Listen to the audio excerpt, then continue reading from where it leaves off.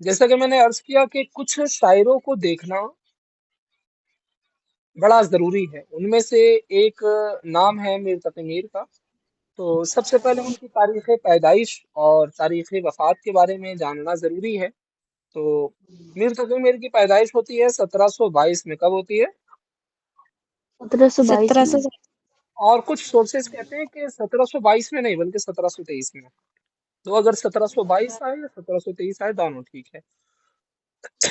دوسری بات یہ کہ ان کی وفات کب ہوئی؟ تو ان کی وفات جو ہے 1810 کے اندر ہوئی۔ اب کہاں ہوئی، کیسے ہوئی، وہ آگے ہم دیکھ لیں گے، ٹھیک ہے۔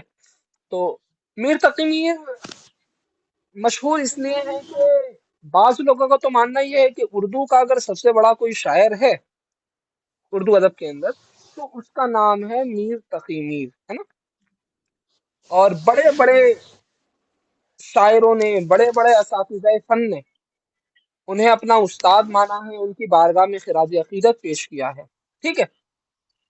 اصل ان کا کارنامہ یہ ہے، اگر ایک لائن میں کہنا چاہوں کہ میر تقی میر کی تمام خاصیتوں کو، یا ان کی جو مین خاصیت ہے، ان کا جو مین وصف ہے، اصل وصف ہے، اس کو آپ بیان کرنا چاہیں تو آپ یہ کہہ سکتے ہیں کہ ان کا اصل کارنامہ یہ ہے کہ انہوں نے اپنے دل پر گزری ہوئی واردات سیدھی اور مطلب سادی اور بول چال کی زبان میں ادا کر دی۔ مطلب جو ان کے دل کے اوپر گزری اسے بہت عام فہم اور سادہ الفاظ کے اندر انہوں نے شاعری کے اندر پرو کر کے بیان کر دیا، ٹھیک ہے، الفاظ کے اندر پرو کر کے شاعری میں بیان کر دیا، ٹھیک ہے۔ اور چونکہ دل کے جذبات تھے، چونکہ عشق محبت کی باتیں تھی، کبھی ہجر کبھی وصال، کبھی محبوب کے لیے رونا اور تڑپنا، زندگی کے مصائب، زندگی کی مشکلات، پریشانیاں، زندگی ہر منٹ پہ، ہر 10 10 منٹ پہ سامنے والے کو جو ہے جج کرتی ہے اور سامنے والے کو جو ہے آزماتی ہے، اس کا امتحان لیتی ہے۔ اس امتحان میں پاس ہونا یا اس امتحان کا آنا ہر انسان کی زندگی سے تعلق رکھتا ہے۔ تو یہ جو واردات تھی، یہ جو کہانی تھی جس کو میر تقی میر نے بیان کیا، یا جس کو میر تقی میر صاحب نے اپنی شاعری کے اندر پیش کیا، وہ کہیں نہ کہیں تمام لوگوں کی خاصیتیں تھی، ہے نا۔ تو یہ واردات وہ تھی جو ہر دل پر گزر جاتی ہے، اس لیے جس نے پڑھا یا سنا اسے معلوم اپنی گزری ہوئی معلوم ہوئی۔ اسی لیے کہا جاتا ہے کہ میر نے آپ بیتی کو جگ بیتی بنا دیا۔ آپ بیتی مطلب جو ان کے اوپر خود بیتی اس کو جگ بیتی بنا دیا، مطلب اپنا درد دنیا کا درد بنا دیا، یا پھر اپنے درد کو اس طرح بیان کیا کہ دنیا والوں کو لگا کہ یہ درد ان کا نہیں، یہ درد تو سب کا ہے، ٹھیک ہے۔ بات سمجھ آ رہی ہے بیٹا؟ میں نے، جی ہاں، اردو کے جی سر۔ عجیب شعراء کے اندر جو ہے ان کا شمار ہوتا ہے، اور بہت بڑے بڑے جو ہے غالب نے بھی ان کی بارگاہ کے اندر خراج عقیدت پیش کیا، اور اس کے علاوہ اور بھی بڑے بڑے شعراء ہیں، انہوں نے ان کی بارگاہ کے اندر خراج عقیدت پیش کیا ہے، ٹھیک ہے۔ اس کے علاوہ آ، اصل خاصیت میر تقی میر کی اگر رہی ہے تو وہی رہی ہے کہ انہوں نے آپ بیتی کو جگ بیتی بنا دیا، یعنی جو ان کے دل کے اوپر گزری اس کو اس طرح بیان کیا کہ ہر آدمی کو لگا کہ یہ ان کے دل کے معاملات نہیں ہے، یہ ان کی واردات نہیں ہے، بلکہ ساری دنیا کی واردات ہے، ٹھیک ہے۔ اب دیکھیے میر کی زندگی کے آلام و مصائب میں، میر کی زندگی جو ہے بہت زیادہ مصیبتوں میں گزری، ان کی زندگی کے اندر مشکلات بہت زیادہ تھی۔ تو ان کے یہ جو بھی مصیبتیں تھیں، جو بھی آلام تھے، جو بھی مصائب تھے، جو بھی مشکلات تھیں، جو بھی پریشانیاں تھیں، کہیں نہ کہیں شعر کے اندر اندر جو ہے اس کو ڈھال دیا ہے انہوں نے۔ اور جب اس کو شعر کے اندر ڈھال دیا اور اس کے اندر ایک عجب سی کشش پیدا ہو گئی، ٹھیک ہے۔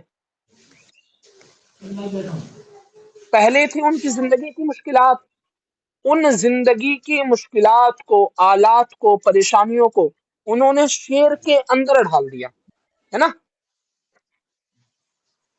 اور اب ان کے شعر کے درد کو سمجھنے کے لیے، یا ان کی جو मतलब हिज्र की बातें हैं, या उनके शेर के अंदर जो हमें क्या ना, आप बीती को जग बीती, तो वो बीती है क्या जो उनके ऊपर बीती है, उसको समझने के लिए उनकी जिंदगी को समझना पड़ेगा कि भाई उनकी जिंदगी के अंदर किस तरह की मुसीबतें थी, उनकी जिंदगी के अंदर किस तरह की जो है परेशानियां थी। ठीक है, तो इनकी जिंदगी की थोड़ी शुरुआत करते हैं।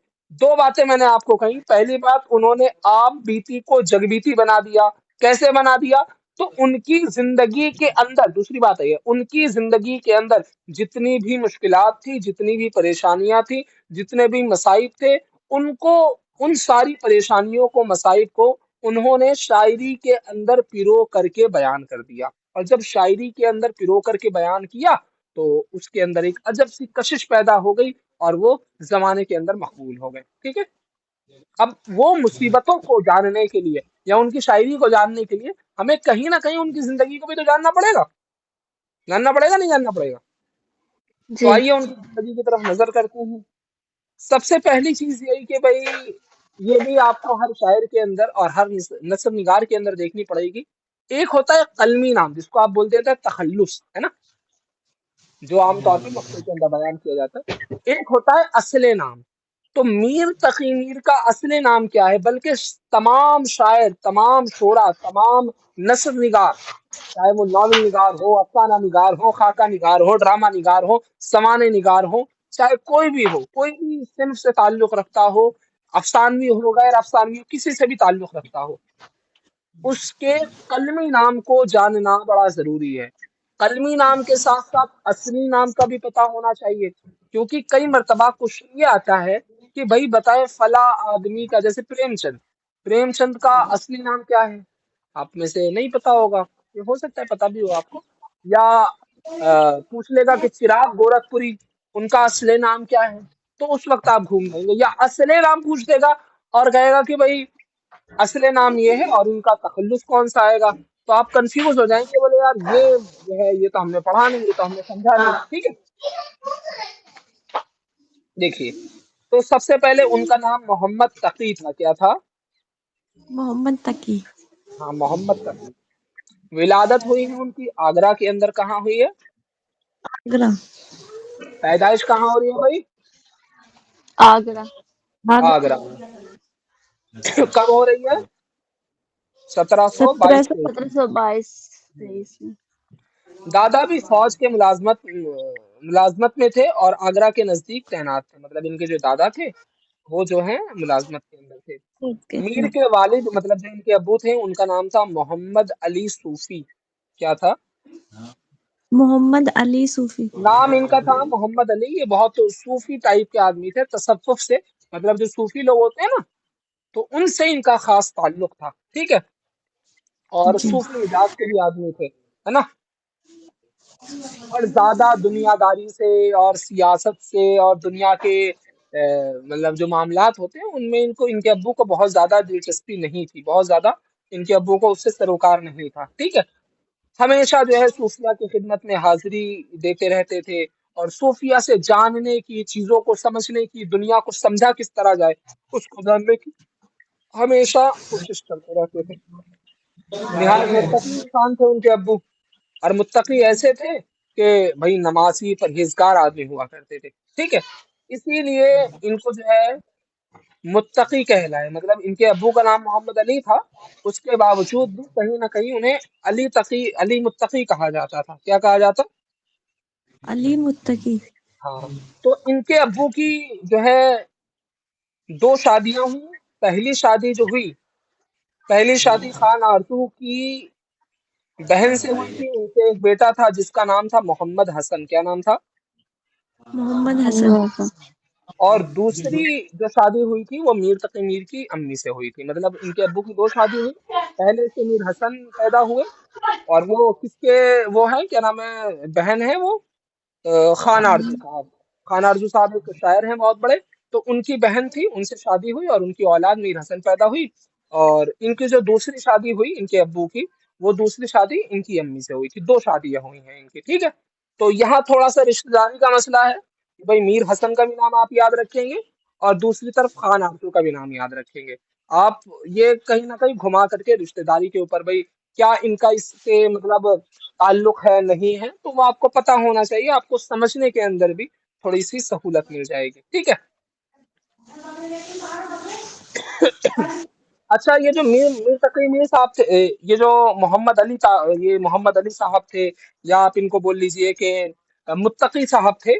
तो इनकी चाहत ये थी कि ये चाहते थे कि ये जो मेरा बेटा है ना, मतलब मोहम्मद तकी यानी मीर तकी मीर जो है, इनको मैं अपनी राह पर लेकर के चलूं, है ना, अपनी राह पर लेकर के चलूं। और जिस तरीके से मैं सूफिया की बारगाह में जाता हूँ, उनसे उनसियत रखता हूँ, और जिस तरीके से मैं इसके हकीकी की तरफ जा रहा हूँ, मैं चाहता हूँ कि मेरी औलाद यानी मीर तकी मीर मेरी ही राह पर चले, मेरे ही रास्ते पर चले। तो ये हमेशा इनके अब्बा जो है अपने बेटे से कहते थे कि बेटा इश्क करो, है ना, दुनिया में इश्क के अलावा कुछ नहीं है, इश्क करो। ये वाला वो वाला इश्क नहीं है, गर्लफ्रेंड बॉयफ्रेंड वाला इश्क नहीं है, ये है इश्क हकीकी, यानी वो इश्क जो तुमको खुदा से करीब कर दे। इश्क की दो किस्में हैं, पहला है इश्क हकीकी और दूसरा है इश्क मजाजी।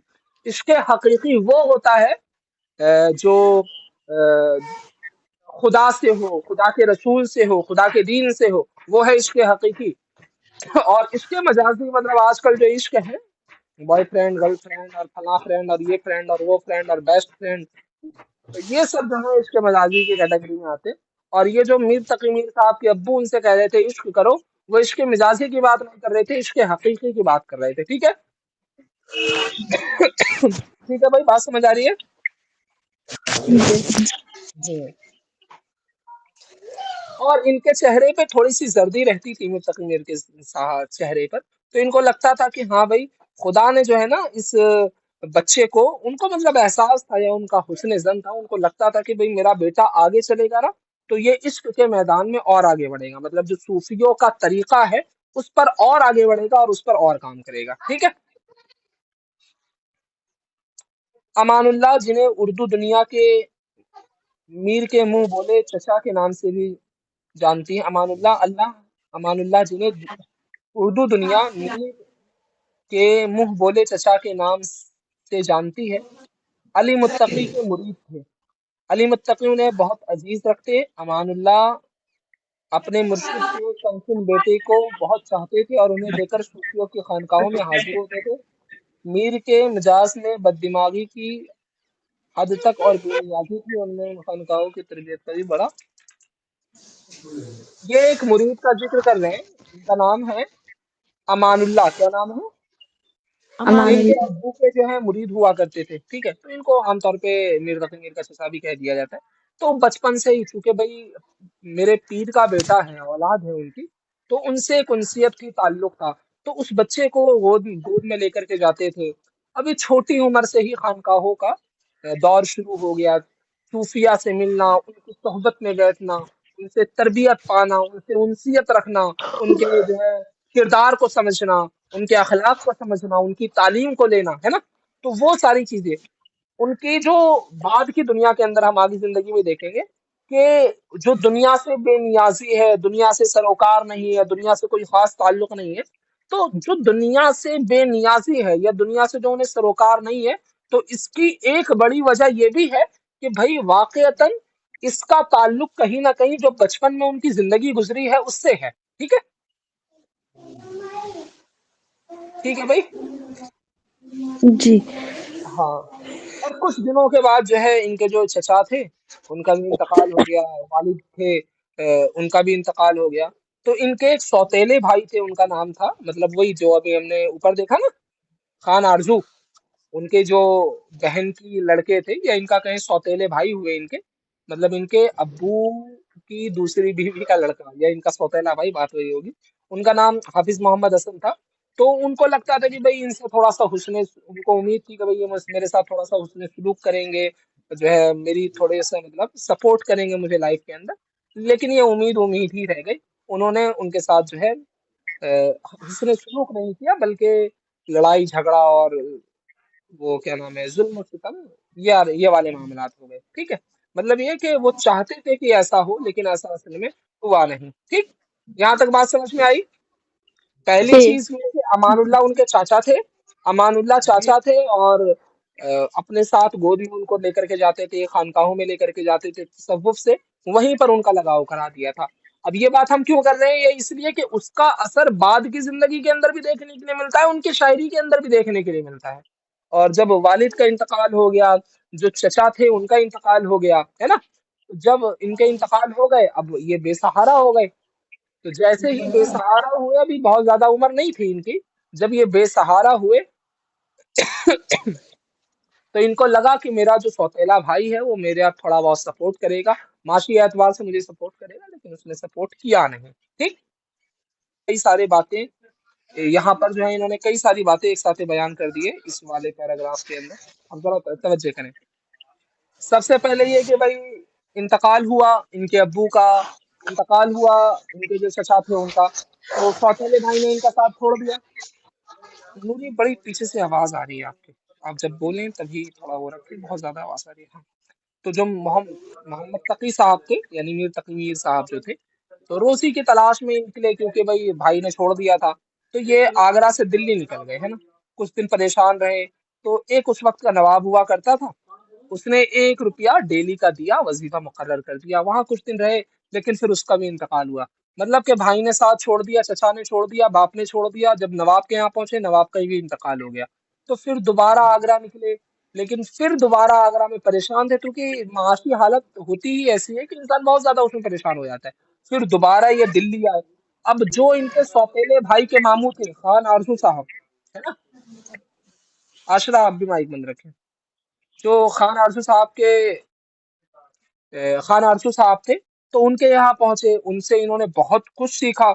और वहीं पे कहीं ना कहीं इन्होंने, एक सादत अमरोही थे, तो उन्होंने मशवरा दिया कि भाई शायरी करो। तो शायरी शुरू कर दी। फिर खान आरजू साहब जो हैं, इनसे बहुत फैज़याब हुए।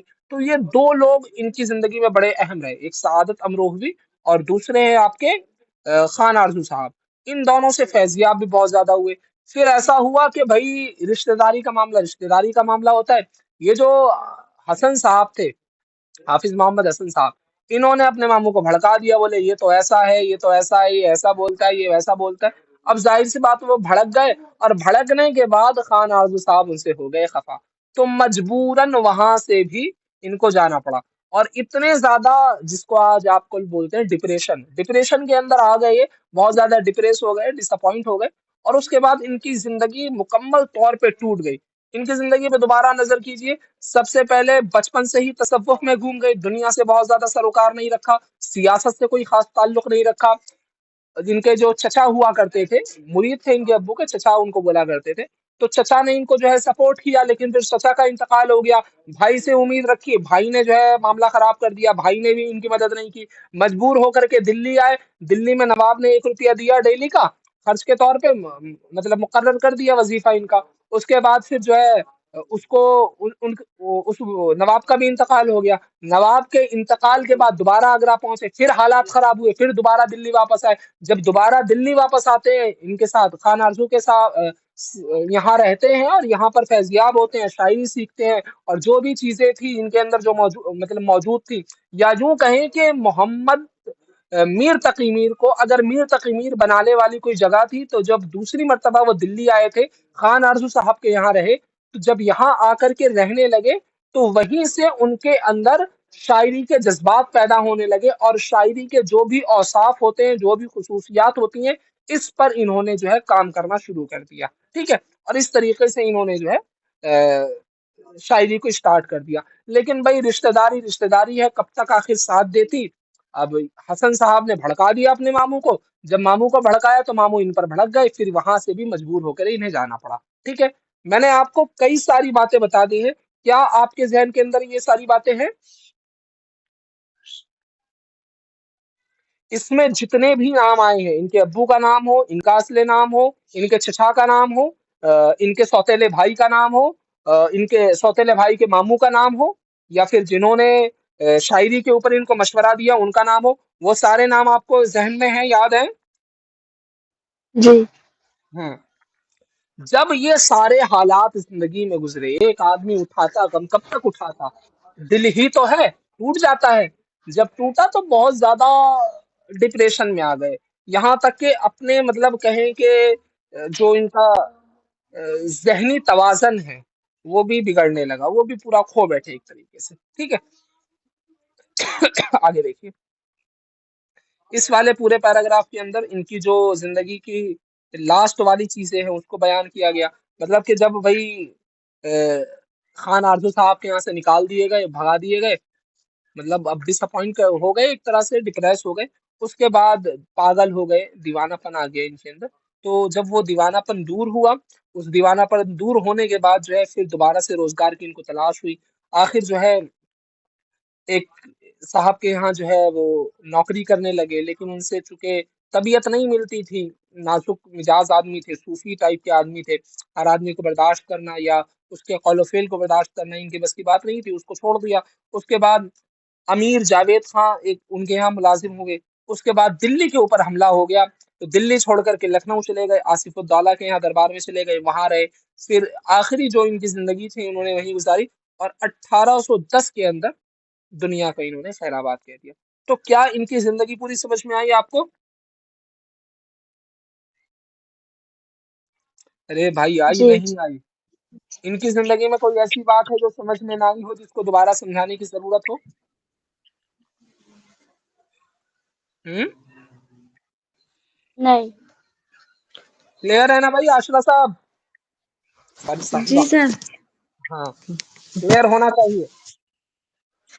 آگے دیکھ، ٹھیک، یعنی میر کی زندگی کے اندر جتنی بھی مشکلیں، اب مشکلیں کون کون سی بھائی؟ وہی مشکلیں جو اوپر گزری ہم نے دیکھی ابھی کہ بھائی کس طریقے سے باپ کا انتقال، چچا کا انتقال، بھائی ظلم و ستم کرتا ہے، خان آرزو صاحب کے یہاں جاتے ہیں، وہاں سے ان کو جو ہے وہ ان سے خفا ہو جاتے ہیں، ناراض ہو جاتے ہیں، اس کے بعد ایک نواب صاحب کے یہاں کرتے ہیں جو ہے وہ کرتے ہیں، اس کے بعد پھر ان سے بھی معاملہ نہیں بیٹھتا ہے، پھر احمد شاہ ابدالی کا حملہ ہو جاتا ہے دلی کے اوپر، اور اس کے بعد پھر لکھنؤ جاتے ہیں، اور لکھنؤ میں جا کر کے اپنی زندگی کے جو آخری ایام ہیں ان کو وہ گزارتے ہیں۔ تو یہ جتنی بھی مشکلات تھیں وہ سب کچھ جو ہے انہوں نے اپنی شاعری کے اندر بیان کر دیا ہے، ٹھیک ہے۔ اور یہی وجہ ہے کہ چونکہ ان کی زندگی بہت زیادہ مصیبتوں کے ساتھ گزری، تو وہی مصیبتیں ہمیں ان کے اشعار کے اندر دیکھنے کے لیے ملتی ہے، ٹھیک ہے۔ آ رہی ہے بات سمجھ میں؟ اور جی کلام میر میں پایا جانے والا یہی درد ہے جس نے ان کی شاعری کو اتنا مقبول بنا دیا ہے۔ واقعتاً یہ بہت بڑی بات ہوتی ہے کہ بھائی آپ اپنے درد کو بیان کر پاؤ، لیکن درد کو بیان کرنا بھی تو ایک فن ہے نا۔ ہر آدمی اپنے درد کو بیان نہیں، اپنی بات آدمی نہیں رکھ پاتا صحیح سے، درد کو بیان کرنا، کیفیت کو بیان کرنا الفاظ کے ذریعے بڑا مشکل ہے، لیکن منتقم میر صاحب نے اس کو بیان کیا، اس طرح بیان کیا کہ ہر سننے والے کو لگا کہ یہ تو ان کا نہیں ہے تو میرا درد ہے، اور اور ہر دل عزیز بنا دیا کہ تقریباً 200 برس بعد بھی یہ ہر دل کو تڑپا دینے کی صلاحیت رکھتا ہے۔ واقعتاً آپ کلام میر کو پڑھیں، جیسے وہ ایک شعر ہے مجھے بڑا مشہور مشہور بھی ہے، وہ قطع بند ہے میر تقی میر کا، کہ کل پاؤں ایک کاسے سر پر جو آ گیا، یکسر وہ استخانے شکستہ سے چور تھا، کہنے لگا دیکھ کے چل رہا بے خبر، میں بھی کبھو کسو کا سرے پر غرور تھا۔ تو اس کے اندر دیکھ رہے ہیں آپ کے، کبھی میں بھی ترقی یافتہ تھا، آج میرے اوپر جو تو اکڑ کے چل رہا ہے یا جو آج مجھے رونتا ہوا جا رہا ہے، تو یہ نہ سوچ کہ میرا کوئی نہیں تھا، کل مجھے اپنے اوپر ناز تھا، کل میں بھی بہت کچھ تھا، لیکن آج چونکہ میرے حالات خراب ہو گئے ہیں، میری زندگی جو ہے بد سے بدتر ہوتی جا رہی ہے، تو پوری دنیا مجھے روند رہی ہے، ان روندنے والوں میں ایک تو نہیں ہے، اور جس کو تو روند رہا ہے نا اپنے پیروں کے نیچے، کل اس پہ لوگ ناز کرتے تھے، کل لوگ میرے اوپر غرور کرتے تھے، لوگ کل تک میری باتیں کرتے تھے، آج مجھے جو ہے کوئی روند کے جا رہا ہے، میرے اوپر ظلم و ستم کر رہا ہے۔ تو یہ کہیں نہ کہیں ان کی زندگی کے اندر بھی موجود تھا، ہر آدمی سے اپنے زندگی سے ریلیٹ کر سکتا ہے، کلام ہی ایسا ہے بلکہ ان کا پورا کلام ہی ایسا ہے۔ آگے دیکھیے، میر کی شاعری کا دوسرا کلام یہ ہے کہ کمال یہ ہے کہ انہوں نے بول چال کی زبان کو ایسے سلیقے سے استعمال کیا کہ وہ شاعری کی زبان بن گئی۔ کیا؟ بول چال کی زبان، شاعری کے اندر پیچیدگی ہو چلے گا، لیکن جب ثقیل الفاظ آ جاتے ہیں نا، تو ثقیل الفاظ آنے کی بنا پر شاعری اصل میں سمجھ میں نہیں آ پاتی ہے، تو شاعری کو سمجھنے کے لیے ثقیل الفاظ نہ ہو تو زیادہ بہتر ہے، ٹھیک ہے۔ تھوڑے آسان الفاظ ہوں تو لوگ اس کو آسانی سے سمجھ لیتے ہیں۔ اب لوگ اس کو آسانی سے سمجھیں، اس لیے ضروری ہے کہ تھوڑے صحیح اور آسان الفاظ ہوں. اسی لیے غالب سے بھی شکایت کہی گئی تھی کہ بھئی اپنا کہا آپ ہی سمجھے تو کیا سمجھے. غالب بعد میں کہتے ہیں کہ نہ ستائش کی تمنا نہ صلے کی پرواہ، گر نہیں ہے میرے اشعار میں مانا نہ صحیح. کوئی کہتا تھا ان کا کلام تو محمل ہے. لیکن میر تقی میر کے ہاں ہمیں یہ خاصیت دیکھنے کے لیے ملتی ہے کہ میر تقی میر صاحب جو ہیں وہ مطلب بہت اچھے اس کا استعمال کرتے ہیں. ٹھیک ہے، بہت اچھے الفاظ کا اور سادہ الفاظ کا استعمال کرتے ہیں. بات سمجھ آ گئی؟ تو میر تقی میر کا کمال یہ نہیں ہے کہ انہوں نے درد کو بیان کیا. میر تقی میر کا کمال یہ ہے کہ انہوں نے اپنے زندگی کی واردات کو، مصائب کو بیان تو کیا، لیکن ان کو آسان الفاظ کے ساتھ بھی بیان کیا. ٹھیک بھائی،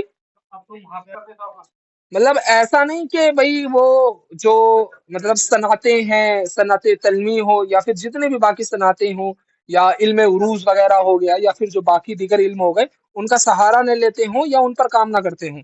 یہ ان کا سہارا لیتے اور ان پر بھی مکمل کام کیا کرتے تھے. ٹھیک ہے، بات سمجھ آ رہی ہے؟ جی. ہاں.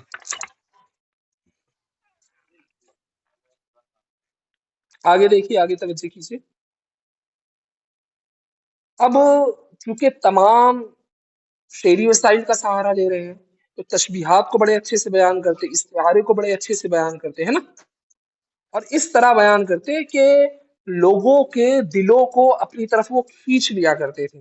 ٹھیک ہے، ہلکی ہلکی موسیقی اور ان کا جو لہجہ ہے وہ بھی نرم دکھائی دیتا ہے. ٹھیک ہے، اور چونکہ لہجہ نرم ہے، موسیقی بھی ہے، ترنم بھی ہے، اور استعارے ہیں، تشبیہات ہیں، تو ان ساری چیزوں کے بنا پر ان کا کلام بہت زیادہ مقبول ہو جاتا ہے. ٹھیک ہے، ان کے کلام کے اندر ایک خاصیت اور یہ ہے کہ ان کی شاعری میں خود کلامی پائی جاتی ہے. کیا پائی جاتی ہے؟ خود کلامی. خود کلامی مطلب خود سے کلام کرنا، خود سے باتیں کرنا، ہے نا.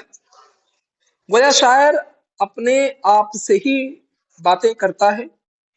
یہی وہ خوبیاں ہیں جن کے سبب میر کا کلام آج بھی جادو کا اثر رکھتا ہے اور آئندہ بھی اس کی یہ تاثیر باقی رہے گی.